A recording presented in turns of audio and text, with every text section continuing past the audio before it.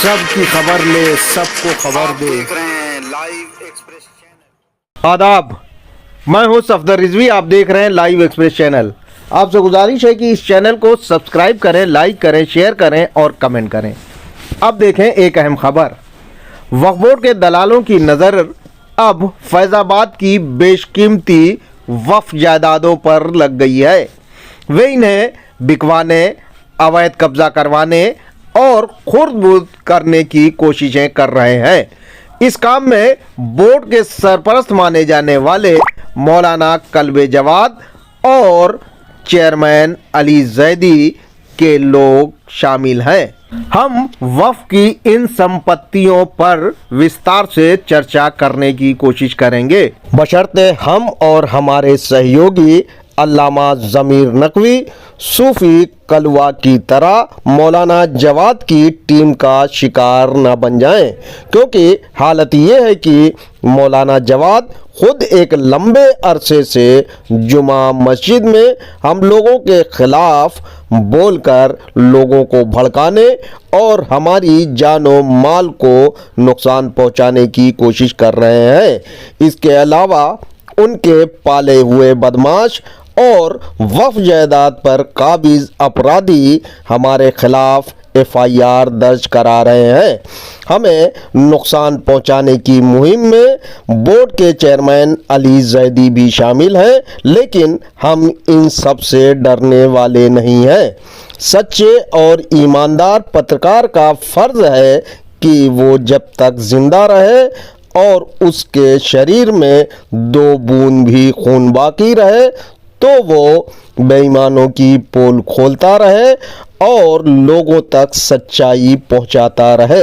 मौलाना जवाद की टीम में भूमाफिया अली जैदी, बाराबंकी की वक्फ जायदाद पर अवैध रूप से काबिज भूमाफिया रिजवान मुस्तफ़ा, जिस पर ढेरों मुकदमे दर्ज हैं और पिछले दिनों जेल की हवा खाकर वापस आया है, शमील बाबरची, नकी अपराधी, मीसम अपराधी समेत ढेरों दागी और अपराधी हैं जिन पर पुलिस रिकॉर्ड में ढेरों मुकदमे दर्ज हैं। शमील बाबरची पर 28 से ज़्यादा मुकदमे दर्ज हैं जिनमें गैंगस्टर भी है, लेकिन चौक पुलिस उस पर कोई कार्रवाई नहीं करती। इसीलिए वो सीना ठोक कर कहता है कि उसने पुलिस को नौशीनजान में खिला पिला कर अपने पक्ष में कर रखा है। मौलाना जवाद पर भी ढेरों मुकदमे चल रहे हैं, लेकिन पुलिस उनकी बातों को सुनती है, जबकि मौलाना जवाद ने सार्वजनिक सभा में प्रधानमंत्री नरेंद्र मोदी को कुत्ता और जालिम कहा। इस पर मोदी भक्त अल्लामा ज़मीर नकवी ने जब पुलिस में FIR दर्ज कराने की कोशिश की और आवेदन दिया तो पुलिस विभाग ने अब तक मौलाना जवाद के खिलाफ FIR दर्ज नहीं की। मोदी जैसे जालिमों से इंसानियत को जल्द से जल्द छुटकारा मिले। अल्लाह से दुआ मांगना, क्योंकि इतने बड़े जालिमों को दुनिया की कोई अदालत सजा नहीं दे सकती, सिर्फ अल्लाह की अदालत सजा दे सकती है। लिहाजा हम अपने खालिक से और पालने वाले से दुआ मांगने यहाँ जमा हो गए ताकि वो जल्द से जल्द इनको सजा दे कि आइंदा किसी को जुल्म करने की हिम्मत नहीं। ये मकसद हमारा है। और इस पर सबसे बड़ा हिंदुस्तान में जालिम जो उसका नाम है नरेंद्र मोदी। सबसे बड़ा हिंदुस्तान में जालिम जो उसका नाम है नरेंद्र मोदी। सबसे बड़ा हिंदुस्तान में जालिम जो उसका नाम है नरेंद्र मोदी। सबसे बड़ा हिंदुस्तान में जालिम जो उसका नाम है नरेंद्र मोदी। लिहाजा अगर उसको सजा मिल जाए तो हम तो समझते हैं कि सारे जालिमों को कान हो जाएंगे कि आइंदा कुछ उनको नहीं हिम्मत। प्रधानमंत्री नरेंद्र मोदी को जिस समय बददुआ या गालियां दी जा रही थीं, उस समय मंच का संचालन कल्बे जवाद का रिश्तेदार अमील शमशी कर रहा था, जिसे भाजपा के नेताओं ने पुरस्कार स्वरूप अल्पसंख्यक मोर्चा में पद दिया।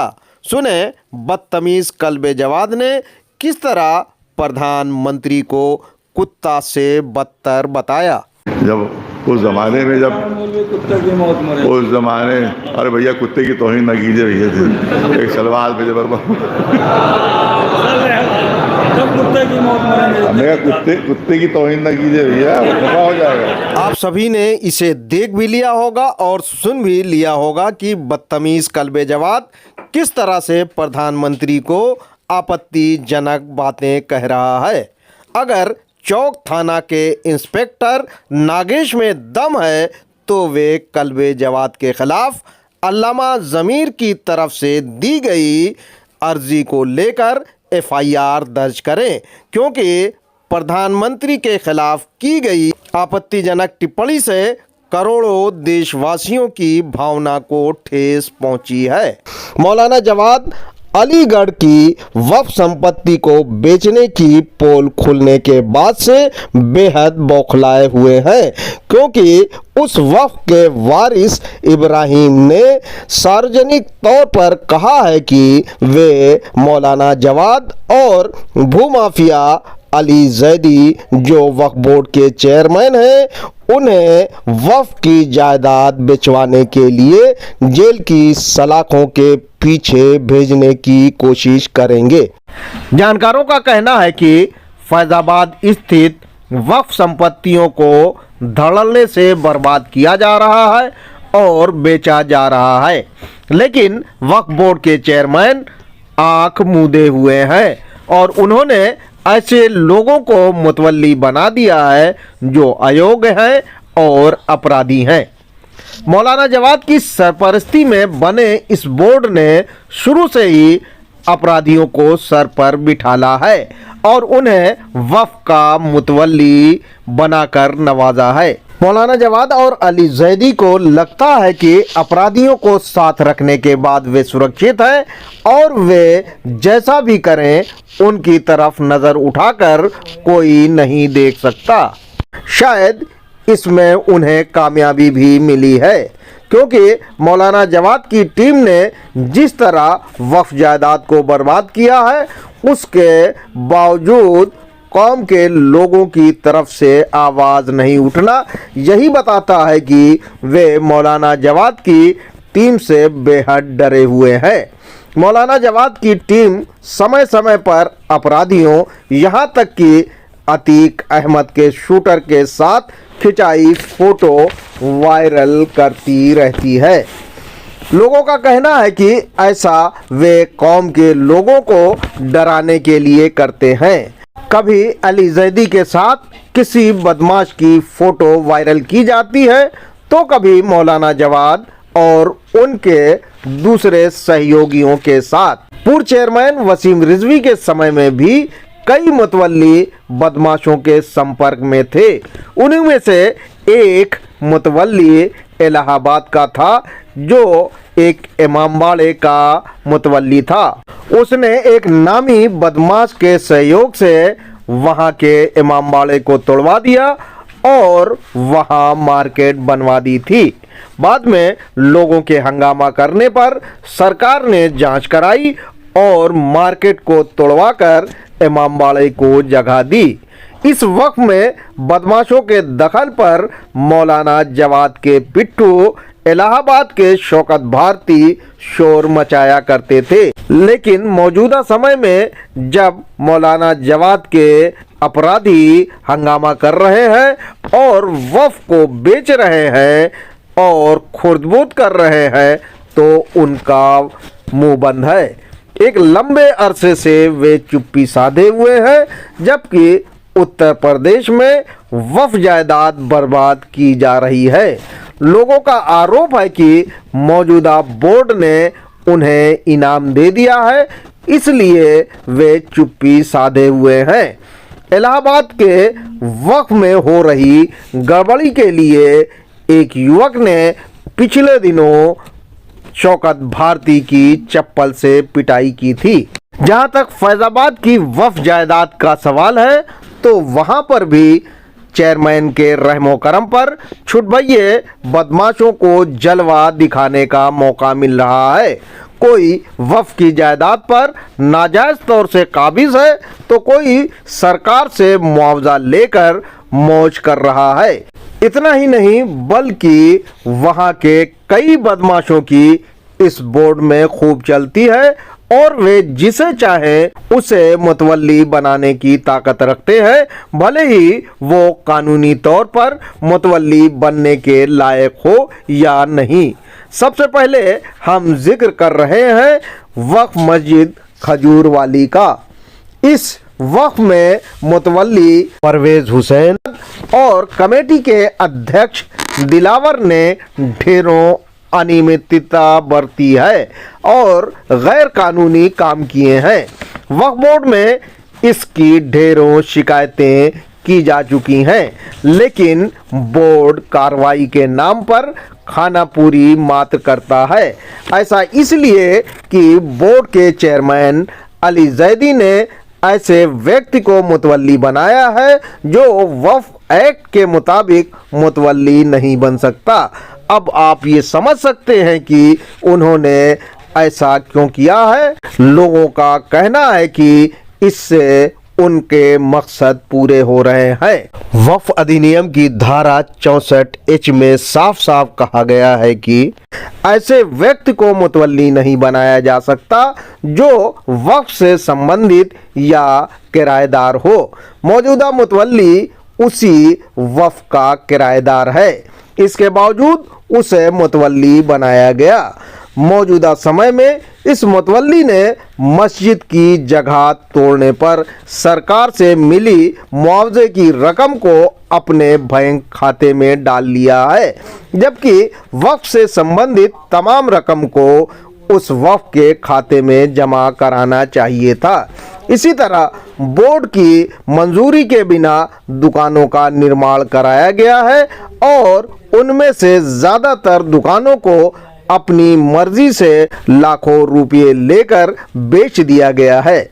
दुकानें कितने में बेची गईं और कितना किराया तय किया गया, पूरे मामले का कोई हिसाब किताब नहीं है। बताया जाता है कि दुकानें बनाई गईं और मुतवल्ली और अध्यक्ष ने एक एक दुकान अपने नाम कर ली और उसमें ताला डाल लिया। इस मामले की चेयरमैन से शिकायत की गई है। बताया जाता है कि इस मामले में चेयरमैन को भी पैसा मिला है, लेकिन वे लोगों के आक्रोश को ठंडा करने के लिए और गुमराह करने के लिए फर्जी प्रेस नोट जारी करके ये कह रहे हैं कि उस जगह का दौरा किया जाएगा और कार्रवाई की जाएगी, जबकि सच्चाई ये है कि अनियमितता बरतने वाले मुतवल्ली के खिलाफ FIR दर्ज कराई जानी चाहिए थी, जो चेयरमैन ने किसी भी मामले में नहीं की है। यहाँ तक कि 50 मामले ऐसे हैं जिसमें चेयरमैन को FIR दर्ज कराने की कार्रवाई करनी चाहिए थी, लेकिन उन्होंने उसे नज़रअंदाज किया है। इस वक्फ में मौलाना जवाद के करीबी अशफाक हुसैन ज़िया की चलती है और उन्हीं की देख रेख में दुकानें बनाई गईं और बेची गईं। ज़िया एक दूसरे वक्फ इमामबाड़ा जवाहर अली खां के मुतवल्ली बने हुए हैं, जबकि उनका कार्यकाल 2 साल पहले ख़त्म हो चुका है, लेकिन चेयरमैन के रहमो करम पर आज भी वे वहां के मुतवल्ली का काम देख रहे हैं और किराया वसूल रहे हैं। चेयरमैन को इस संबंध में लिखित शिकायतें दी गई हैं, लेकिन चेयरमैन और मौलाना जवाद वक्फ की हालत सुधारने की जगह उसे बिकवाने में दिलचस्पी ले रहे हैं।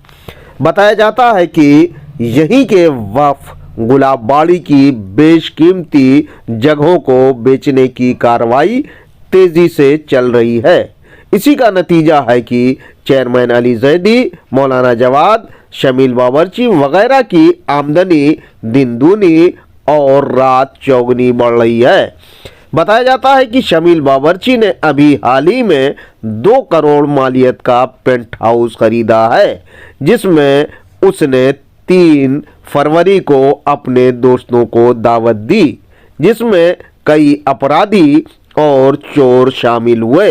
इस दावत में वो चोर भी आया जिसने इमदाद हुसैन की करबला के गल्ले से पैसे चोरी किए थे।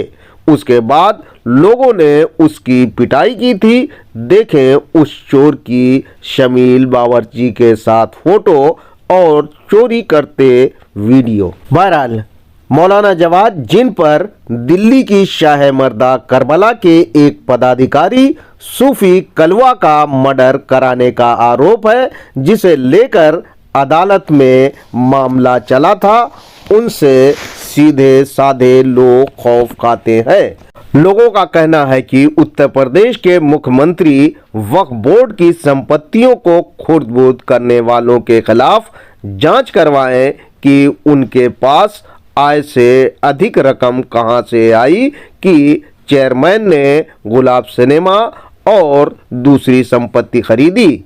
इसी तरह उनके ससुर मौलाना जवाद ने वक्फ संपत्तियों को बेचकर करोड़ों रुपए हासिल किए, जिसके बैनामा मौजूद हैं, और उनके भाई शामिल बावर्ची ने करोड़ों का मकान खरीदा, जबकि बोर्ड के गठन से पहले इनकी हालत खस्ता थी। शामिल बावर्ची तो छोटे से कमरे में रहता था।